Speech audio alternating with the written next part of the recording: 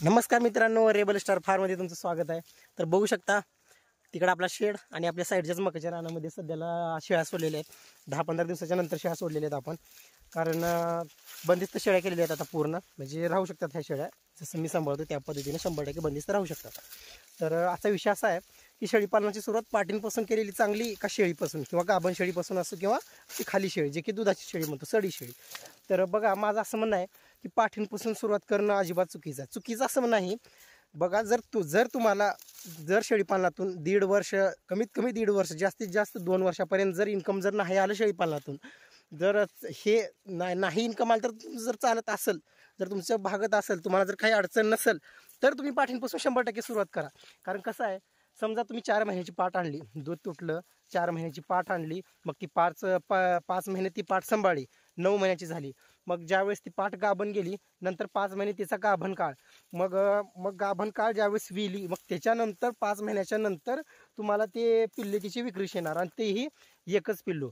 म्हणजे 4 महिन्याची पाठ आणली, 5 महिने सांभाळली, ते 5 महिने, अजून गाभण काळ 5 महिन्याचा आहे, झाला 1 वर्ष, धरून चला 1 वर्ष तुम्ही, अजून नंतर विक्रीसाठी 5 ते 6 महिने, म्हणजे दीड दोन वर्ष जर तुम्हाला इन्कम जर नाही आला, तर तुम्हाला जर काही अडचण नसेल, तरच तुम्ही पाठींपासून सुरुवात करा। आणि कसं आहे, सहसा जरी तुम्ही पाठ 9 महिन्यातून 10 महिन्याच्या नंतर सुद्धा गाभ घातली, तरी ही पाठ 1 पिल्लू देण्याचे चान्सेस जास्त असतात। हां, मोठं पिल्लू देईल, थोडंसं सदृढ देईल, पण एकच पिल्लू देते बऱ्याच पाटी। आता तुमच्या 10 पाटी आणल्या, तर त्याच्यामधल्या 4-5 पाटी तर 100% 1 पिल्लू देणार, हे पण तितकंच खरं आहे बरं का, लक्षात ठेवा। तर मला काय म्हणायचं आहे, शेळीपालनामध्ये ज्यावेळेस तुम्ही जर गाभण शेळी खरेदी केली, तर ते चांगलं होणार आहे। कारण 2ऱ्या-3ऱ्या वेताची शेळी शक्यतो खरेदी करा, पहिल्या नाही 2ऱ्या वेताची जर तुम्ही शेळी खरेदी केली, तर होते काय, फक्त तुमची निवड चांगली असली पाहिजे आणि तुम्हाला शेळीपालनातली माहिती पाहिजे। कारण ज्यावेळेस गाभण शेळी आणली, ती वेली, तिची पिल्लांचं संगोपन तुम्हाला करता आलं पाहिजे। आणि जर हे तुम्हाला परफेक्ट जमत असेल, तर तुम्ही गाभण शेळी आणू शकता। आणि जर पिल्लावाली शेळी जर तुम्ही घेतली, तर चांगलंच आहे, पण कसं आहे, तुम्हाला तुमची पारख चांगली पाहिजे। समजा जर शेळी आहे आणि तिचे पिल्ले जर चांगले खाली पिल्ले जर चांगले गुबगुबे टणटण तेज आहे, त्यांच्या अंगावर कांती आहे चांगली, आणि जर शेळीला चांगलं दूध आहे, ते लक्षण आहे त्याचं। शेळीला दूध असेल तर पिल्लांची तब्येत चांगली आहे, पिल्ले मरतुकडे असेल तर शेळीला दूध नाही, लक्षात ठेवा। आणि कसं आहे, आणि ते पण चेक करताना शेळी आपल्या पिल्लांना दूध पाजते का, हे पण बाजारामध्ये बघायचं आधी। कारण काय होते, त्या बोकडासारखं होतं एखाद्या, की बाबा आता मी पण एक शेळी घेतली होती, त्याच्यामधलं एक पाठ बोकड होतं, शेळी पाठीला दूध पाजवायची, बोकडाला पाजतच नव्हती।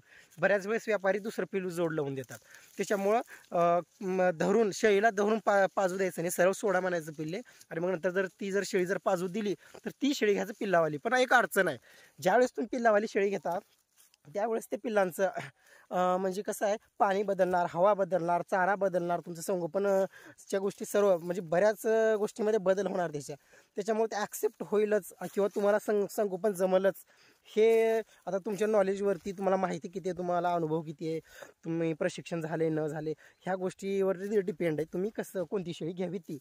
पण सहसा गाभण शेळीपासून, किंवा ज्या शेळीच्या खाली पिल्ले पण आहेत आणि ती 1-2 महिन्याची गाभण पण आहे, अशी खात्रीची जरी तुम्ही शेळी घातली, तरी काहीच अडचण नाही, 100% चालतं।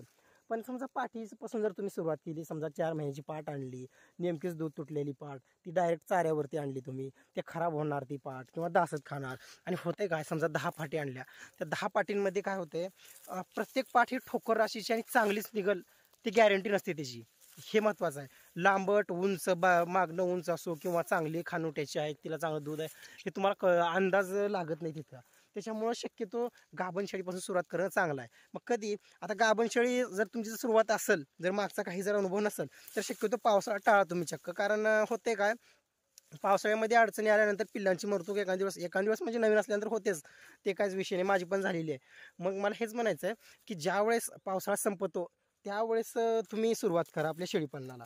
आणि शक्यतो आता पाठींपासून सुरुवात करू शकतो, पण आता समजा माझ्याकडे 10-12 शेळ्या आहेत, त्याच्यामध्ये मी 10-12 पाठी आणून सोडल्या चांगल्या। समजा आता मी आणणार आहे पुढच्या वर्षी 10 काठेवाडी पाठी आणणार आहे मी, पण माझ्याकडे शेळ्या आहेत ना, त्याच्यामुळे काय अडचण नाही, शेळ्याच्या याच्यावर माझा खर्च वगैरे भागतो, खर्च म्हणजे आपल्या शेळीपालनातले औषध उपचार सर्व भागतात, आणि पाठींचं संगोपन करायला मला काहीच अडचण येत नाही।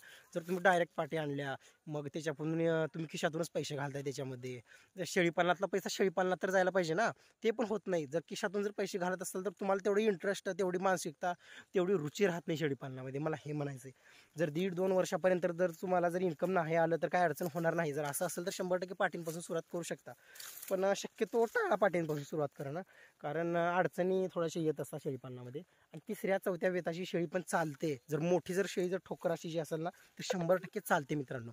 तर हेच म्हणायचं. आणि शेळी निवडताना पहिल्यांदा आपल्या परिसराची, तुम्हाला कितीही ट्रेनिंग घ्या, कितीही नॉलेज करा, काही तुम्ही अभ्यास करा, पुस्तकं वाचा, काही करा, कुण्या चॅनलला सबस्क्राईब करा, काही करा, पण आपले जे लोकल आहे, तुम्हाला भविष्यात जर समजा बेटल, सोजत, तोतापरी, यमुनापरी, आपलं काय काठेवाडी, जे काही शेळ्यांचं करायचे ते करा, आफ्रिकन बोर, पण सुरुवातीचा 1 वर्ष का होईना, 1 वर्ष 2 वर्ष गावरान शेळीवरती घालायचं. गावरान शेळी म्हणजे कोणती, आता ज्या क्षेत्रामध्ये, आता आमच्याकडे काय उस्मानाबाद जिल्हा, धाराशिव जिल्हा आहे, त्याच्यामुळे आमच्या आता उस्मानाबादी शेळी प्रसिद्ध आहे, मार्केट पण जबरदस्त आहे काळ्या शेळीला, त्याच्यामुळं उस्मानाबादी शेळी, तुमच्याकडे जे शेळी आहे त्या शेळी पालन करा तुम्ही, कितीही माहिती असू द्या तुम्हाला. मग त्याच्यानंतर पूर्ण शेळ्या विकून टाका तुम्ही काहीच अडचणीनंतर 2 वर्षानंतर. मग ज्यावेळेस तुम्ही मग महागड्या ब्रीडवरती काम करा. मार्केटनुसार तुमच्याकडे ब्रीडिंगवरती बोकड विक्री होतात का, तुमच्याकडे 20,000, 30,000, 40,000 पण बोकड जातात का, याचा आढावा घेऊन शेळीपालनामध्ये उतरा. हे बघा, प्रत्येक जिल्ह्याचं, प्रत्येक ठिकाणी मटणाचे भाव वेगवेगळे आहेत, त्याच्यामुळं नीट विचार करून लहान लहान गोष्टीची बारकावे लक्षात घेऊन शेळीपालनामध्ये उतरा. कारण की बिझनेस मॉडेलमध्ये ज्यावेळेस आपण शेळीपालन करतो म्हणजे चांगलं इन्कम, प्रॉफिटमध्ये चांगलं आपलं शेळीपालन चांगले दिसेल जर नेण्यासाठी, तर कुठंतरी आपला लहान लहान गोष्टींवरती बारकावे चांगलं एक नोंदवही असायला पाहिजे. कोणती शेळी कधी गावा गेली, आता कोणत्या महिन्यामध्ये गावा गेल्या शेळ्या, कितवा महिना लागला, सर्व नोंदी तुमच्यापाशी असायला पाहिजे. जसं काय तुम्ही एखाद्या कंपनीमध्ये काम करता, हे बघा पुण्या मुंबईला गेलं तर 8-10 तास तुम्हाला काम करावंच लागेल. मग तेवढा वेळ तुम्ही इथं द्या, सकाळी 3-4 तास, संध्याकाळी 4-1 तास दिलं तर 100% शेळीपालन होत असते. मी सतत सांगत असतो, तुमचा फार्म कसा चालवायचा हे फक्त तुमच्या हातात आहे, दुसरं कुणाच्याच नाही. जर समजा तुमचे जन्मल्यापासून एवढा प्लस पॉईंट आहे की पाठी ज्यावेळेस तुम्ही लहान आणतात त्यावेळेस डायरेक्ट बंदिस्त होतात, हे प्लस पॉईंट आहे त्याच्यामध्ये. आणि कारण कसं आहे, शेळ्या पण होतात तर बंदिस्त फार्ममधल्या आणल्या तर होतात, पण जर फिरस्तीमधल्या आणल्या तर शेळी बंदिस्त करावं लागेल. आणि ती कशी करावं लागेल तुम्हाला तर माहितीच आहे, कारण व्हिडिओ बघितलेले आहात तुम्ही. नसेल बघितलं असेल तर चॅनलला सबस्क्राईब करून घ्या, त्याच्यामुळे काय होतं, मागचे पुढचे सर्व व्हिडिओ तुम्हाला भेटून जातात. तर नक्की कमेंटमध्ये सांगा की व्हिडिओ कसा वाटला. थोडासा खूप दिवसांनी शेळ्या सोडल्या होत्या, तर एकदम शेळ्याच्या अंगावरती तेल असं म्हणजे एकदम कांती दिसत आहे. बघा तुम्ही शेळी, तुम्हाला वाटत सुद्धा नाही की ही शेळी बंदिस्त आहे म्हणून, का जबरदस्त शेळी आहे. बघा, थोडं तरी पाचोळ्या हाडं दिसतात तरीशी. संगोपनाचा विषय आहे ज्याच्या त्याच्या. तर नक्कीच कमेंटमध्ये एक पोळ लिहून पाठवा. भेटू पुढच्या व्हिडिओमध्ये. तोपर्यंत जय हिंद, जय महाराष्ट्र.